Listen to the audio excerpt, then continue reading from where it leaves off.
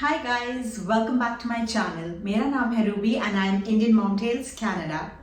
आज मैं आपके साथ जिस टॉपिक के बारे में बात करने वाली हूँ वो है यहाँ का current hot topic. I'm going to talk to you about the rental market in Canada.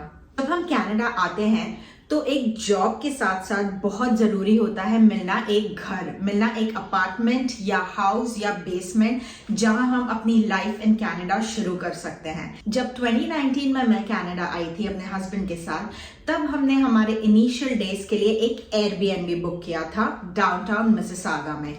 हमने 20 डेज का एयरबीएनबी बुक किया था थिंकिंग दैट 20 डेज काफी होंगे हमें एक अच्छा सा रेंटेड अपार्टमेंट ढूंढने के लिए. बिकॉज आज तक हम जहां भी रहे हैं, लंदन हो या दुबई हो, रेंटेड अपार्टमेंट्स बहुत आसानी से मिल गए हैं. मोर और लेस जो इंडिया में प्रोसेस होता है वो सेम ही होता है. आप जाते हैं, घर देखते हैं, पसंद करते हैं and you get the apartment. So we were under the impression कि यहाँ पे भी सेम ही बात होगी. So we thought 20 days will be enough. हम एयरबीएनबी लेंगे एंड उसके बाद मूव हो जाएंगे अपने रेंटेड अपार्टमेंट में. बट यहाँ आके पता चला कहानी कुछ और ही है. That brings me to the rental application process. So let me start telling कि यहाँ पे अपार्टमेंट रेंट करने के लिए क्या प्रोसेस होता है, जिस प्रोसेस से हमें भी गुजरना पड़ा था. जैसे कि मैंने आपसे कहा कि हम आए थे मिसिसागा में, बट ये जो प्रोसेस है ये कनाडा वाइड सेम ही होता है. हर प्रोविंस, हर सिटी में यही सेम प्रोसीजर फॉलो किया जाता है फॉर रेंटिंग एन अपार्टमेंट. तो यहाँ पे क्या होता है, आप you get in touch with a realtor और यू सी अपार्टमेंट्स ऑनलाइन. आप उसे देखते हैं, then you go, you have a look at the apartment. If you like the apartment you will tell your realtor और you will tell the landlord that I like the apartment, I want to take it. But बात वहां खत्म नहीं होती. In fact बात वहां से शुरू होती है. सो यहाँ पे सबसे पहला स्टेप होता है एक एप्लीकेशन फॉर्म भरना, क्योंकि आप ही की तरह और भी बहुत सारे लोग हैं जिन्होंने वो अपार्टमेंट देखा होगा एंड जिन्हें पसंद आया होगा. So everybody will fill up their application forms and submit it to the landlord. Along with the application form, आपको सबमिट करनी होती है अपनी credit score report. Yes, you heard that right, credit score report. Because यहाँ पे landlords want to make sure that you have a good credit standing, which means कि आपके कोई भी चेक्स कहीं पे भी कभी भी बाउंस नहीं हुए हैं, आपके क्रेडिट पेमेंट्स में कोई लैग नहीं आया है, which gives them the assurity कि आप उनको भी रेंट पे करने में कभी भी कोई कमी नहीं रखेंगे, कभी भी कोई लैग नहीं आने देंगे, कभी भी उनके रेंट्स के कोई चेक्स बाउंस नहीं होंगे. तो वो अपनी सेफ्टी के लिए हमेशा प्रेफर करते हैं कि आप उन्हें अपनी क्रेडिट रिपोर्ट दिखाएं. Now when I talk about the credit report, सिर्फ क्रेडिट रिपोर्ट दिखाना ही काफी नहीं होता.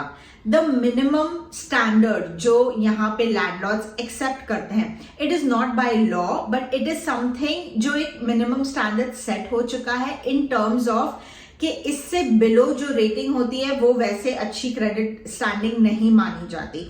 So the minimum credit rating of 670 is what the landlords look at. As I told you, मेरा personal experience रहा है. जब हम अपार्टमेंट ढूंढने निकले थे, हमने more than 10 अपार्टमेंट्स देखे और हमें उसमें से 5-6 पसंद भी आए थे and we wanted to go ahead with it. But competition इतना था और जो बाकी लोग थे जिनको वो अपार्टमेंट्स चाहिए थे, they probably already had a job, they had their credit reports in Canada, so it was easier for the landlord to go with the other option. On the other hand, we were new immigrants, हम just आए ही थे, no job, no credit history, nothing. So it was getting more and more difficult for us to get an apartment without this document. So now what will you do? If you're a new immigrant और अगर आपके पास आपकी कोई credit standing नहीं है इस country में, तब फिर लैंडलॉर्ड आपसे मांगेगा आपकी bank account statement. He or she wants to make sure that you have enough money in your account to cover the rent for at least the next 6 months, because 6 महीने के अंदर more or less कुछ ना कुछ करके job बंदा ले ही लेता है. They want to make sure that you have enough money in your account जो अगले 6 महीने से 1 साल तक आपका रेंटल कवर कर सकता है. और Now this the third thing, वो मांग सकते हैं along with your account balance या नहीं मांग सकते हैं. The guarantor.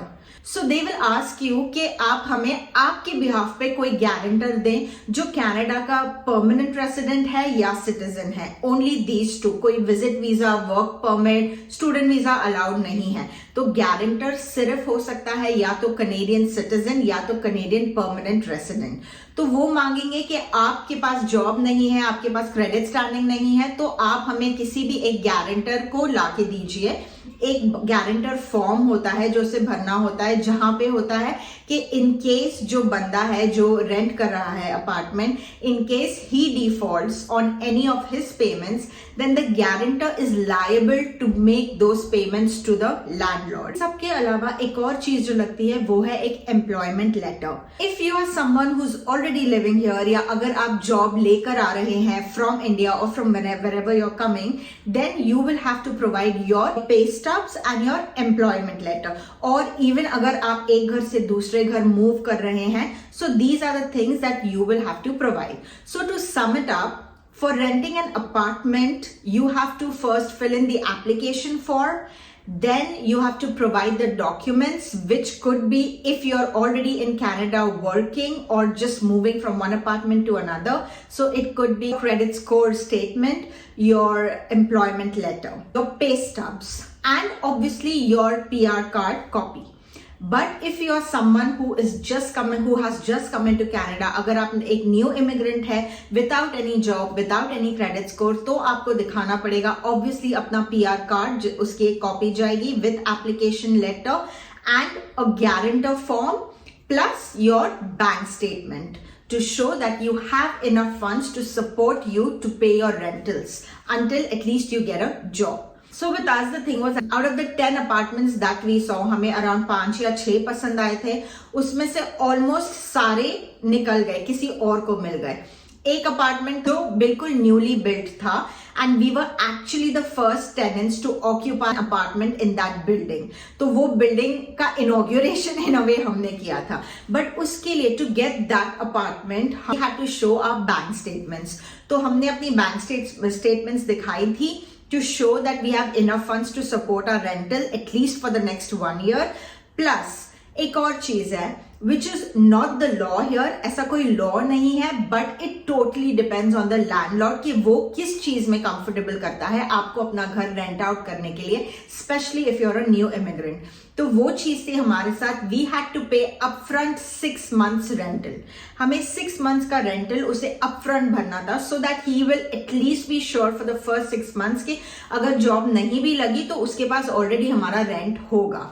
एंड ऑब्वियसली हमें एक अपार्टमेंट तो चाहिए ही था, it was necessary for us to get an apartment, so we did that, we paid upfront 6 months rental and we got to move in the apartment. So along with all these documents also आप कई बार, this is not a given, this is not mandatory, this does not happen every time, but in most of the cases and scenarios and especially cases that I have heard, this has happened. So landlords आपसे upfront 2 महीने का, 3 महीने का, 6 महीने का, कई बार एक पूरे साल का भी रेंटल मांग सकते हैं। The landlord will only ask you if he has selected your application. What happens is, as सभी को पता है फिलहाल कनाडा में हाउसिंग मार्केट की बहुत बड़ी क्राइसिस चल रही है। Behind every 1000 people there are only approximately 400 to 450 houses, so which means कि हर एक घर के पीछे जहां आप अपना रेंटल्स देखने जाएंगे, कम से कम भी 10 से 12 या 15 या उससे भी ज्यादा एप्लीकेंट्स हो सकते हैं। So what happens in a scenario like this, तो जब ऐसा होता है तो जो लैंडलॉर्ड है, he has full liberty to choose whoever they want to be their tenant. अगर एक घर के पीछे 10 या 12 या 15 एप्लीकेशंस जा रही हैं टेनेंसी के लिए, obviously the landlord will pick out the best application from that. Basically it is going to be a bidding war. Bidding war यहाँ सिर्फ बाइंग में ही नहीं, रेंटिंग में भी चल रही है। इमिग्रेशन की वजह से बहुत सारे लोग यहाँ पे आए हुए हैं और उतने घर हैं नहीं for people to live in. तो बिडिंग वॉर्स चल रही हैं because people need houses to stay, people need apartments to stay. तो जिसकी जो कैपेसिटी है वो उतना भर के, उतना बड़ा चढ़ा के रेंटल भरने को तैयार हो रहा है। And in this, the landlord is having a lot of option to choose from. So once the landlord chooses कि किसने सबसे ज्यादा रेंटल भरा है, along with जो बाकी सारे डॉक्यूमेंट्स भी हैं किसके बेस्ट हैं, then the landlord may or may not want to meet you. In a few cases, they also want to meet the person whom they are going to rent out the apartment or the house to. In most cases, they really don't care as long as the paperwork is complete and the money is there. अगर आपकी application select हो जाती है, so you sign the lease and you start living in your apartment. तो ये तो हो गई अपार्टमेंट रेंटिंग की बात, how to rent an apartment. Now let's talk about the rental market, the rents. ये जो केओस मचा हुआ है यहाँ पे, किन्स इतने ज्यादा हाई हो चुके हैं as compared to what they have been in Canada that it's crazy, it's getting crazy out there. One of the biggest reasons for this is, as I already mentioned, immigration. A lot of people are coming in, but there are not as many houses or apartments to accommodate so many people all at once. जिसकी वजह से बहुत ही ज्यादा competition बढ़ चुका है. The second most important reason of rental increase is the increase in interest, the inflation that Canada is going through right now. जिनकी actually mortgage payments थी $1,700, $1,900, वो mortgage payments बढ़कर आज की डेट में हो गई हैं anywhere between $3,000 to $4,000 for the same house that they've been living in, because of which obviously rental market भी बहुत ज़्यादा impact हुआ है. So what has happened is, because mortgage payments high हो गई हैं, तो जो landlords हैं उन्हें भी अपना रेंटल्स इंक्रीज करना पड़े to meet the increasing mortgage payments, leave alone earning any profits out of the rental properties. Is also one of the main reasons that the rentals in Canada, especially in bigger cities like Toronto and Vancouver, are touching sky high. Now let's talk about average rentals. So the two most expensive cities in Canada to rent a house right now are Vancouver and Toronto. Vancouver का average rental price है $3,300 and Toronto का average rental price है $2,800. तो these two are the most expensive cities for renting in the entire country. अब provinces में अगर Ontario की बात करें, सो ओंटारियो का एवरेज रेंटल है $2,400. मोस्टली जब भी इमिग्रेंट्स आते हैं तो वो यही दो सिटीज को चूज करते हैं या इन्हीं दो प्रोविंसेस को चूज करते हैं, which is Toronto and Vancouver as cities और British Columbia and Ontario as provinces, because obviously these are the hubs of business. यहाँ पे जॉब्स ज्यादा होते हैं, these are the bigger cities, so people prefer coming here, which has obviously added to the fact that the rentals here have become very very expensive. Toronto में एक studio apartment rent करने के लिए आपको anywhere between $1,900 to $2,000 spell करने पड़ेंगे. To rent a one bedroom in Toronto, it's anywhere between $2,300 to $2,500, and 2 BHK is gone $3,000 plus. 2 BHK you will get anywhere between $3,000 to $3,200. Now this I am only talking about Toronto as a city. वही मैं अगर Mississauga की बात करूं, which is another city in Ontario, studio rental is around $1,850. 1 BHK you will have to shell out anywhere between $2,300 to $2,400, and for a 2 BHK you will have to shell out anywhere between $2,800 to $3,000. And Vancouver is the most expensive city. तो आप सोच सकते हैं कि अगर Toronto के ये prices हैं, मिसिसागा के ये प्राइसेस हैं, तो वैंकूवर के क्या प्राइसेस होंगे. ये है average rentals for few of the bigger cities in Canada for a 1 BHK and 2 BHK.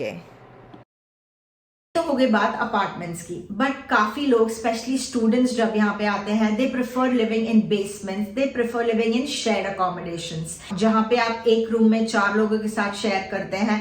वो जहाँ प्री कोविड मिलता था आपको बिटवीन $500 to $800, उसी का कॉस्ट आज हो गया है anywhere between $1,000 to $1,300 depending on which area it is, what kind of living space it is, and how many people you are sharing it with. In Vancouver a shared accommodation could cost you anywhere between $1,200 to $1,500. Calgary में you will get a shared accommodation somewhere between $700 to $900. Cities like Edmonton, they are still a little more affordable as compared to the bigger cities. Edmonton में आपको एक shared accommodation मिल जाएगा anywhere between $500 to $700, and a 1 BHK आपको मिल जाएगा anywhere between $1,200 to $1,400 or $1,500. So places like Edmonton are still a little cheaper compared to the other big cities.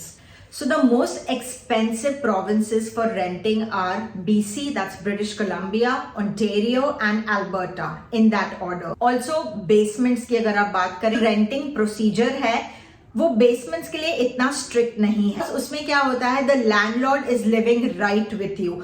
आपके जो basement के ऊपर जो घर होता है, मोर केसेस और not, the landlord is living in that house, so it gives you very less room to default on your payments, to run away without paying, because the landlord is always there living with you in a way, and he or she, whoever the landlord is, they control your Wi-Fi, they control your heating, they control your AC, they control everything. But in today's time, because there are so less living spaces, so many less houses, and of course if the houses are less, the basements are less, वहां भी competition हो गया है। अब वही basement जो आपको 1500 में 2 BHK बेसमेंट मिलता था, वही आज आपको मिलता है एनीवेयर बिटवीन $1800 to $2000।